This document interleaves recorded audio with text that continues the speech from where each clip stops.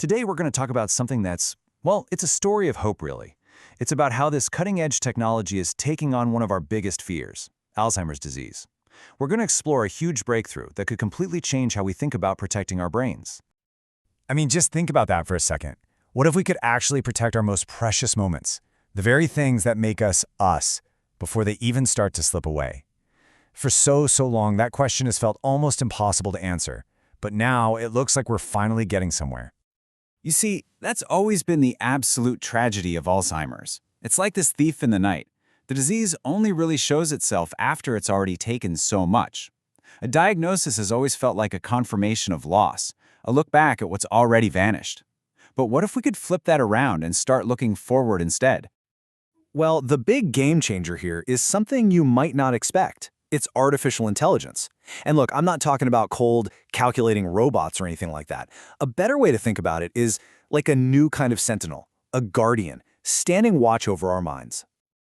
So what do we actually mean when we say AI in medicine? Really, it's just a powerful new tool for doctors. Imagine giving them a revolutionary kind of microscope for the brain, one that lets them see things that have always been invisible, to help protect our most vital organ. Okay, this is where it gets really mind-blowing. How on earth does this sentinel actually do its job? How can it see something that for all intents and purposes hasn't even happened yet? Let's break down how AI is learning to spot the earliest, faintest whispers of this disease. It really comes down to a three-part approach.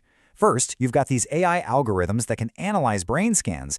They're looking for these tiny, hidden patterns across millions of data points, stuff the human eye could just never ever see.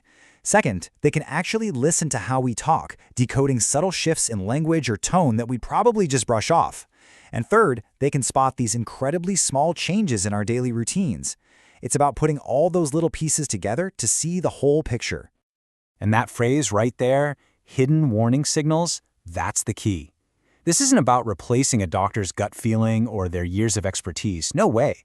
It's about handing them a tool that can see beyond the limits of our own eyes, giving them that critical heads up. So yeah, the technology is absolutely incredible. But let's get real for a second. What does this mean for you, for me, for our families? It all boils down to one simple, priceless gift: the gift of more time. Now, I know what you might be thinking. Great, so a computer is going to be my doctor now? That's a common fear for sure. But the reality is, that's not the goal at all. This isn't about replacement. It's all about empowerment. It's like giving doctors a superpower, a new sense they've never had before to help their patients. So what does that head start actually give us? Well, for patients, it's huge. It's the ability to plan, to look into early treatments, to actually slow the disease down. For families, it means more years, more good years, with the people they love. And for doctors, it means they finally have a partner that helps them step in when it can make the biggest difference. And we're not talking about weeks or months here. We're talking about years. The research is showing that AI can give us a head start that is literally measured in years. Think about that. That is an unbelievable shift. It's a chance to live more of your life the way you want to live it. So, what's the takeaway? Where does all this leave us? Well, it leaves us looking at a much more hopeful horizon. This isn't just about fighting one terrible disease anymore. This is about kicking off a whole new chapter in brain health, one that's proactive and predictive for all of us.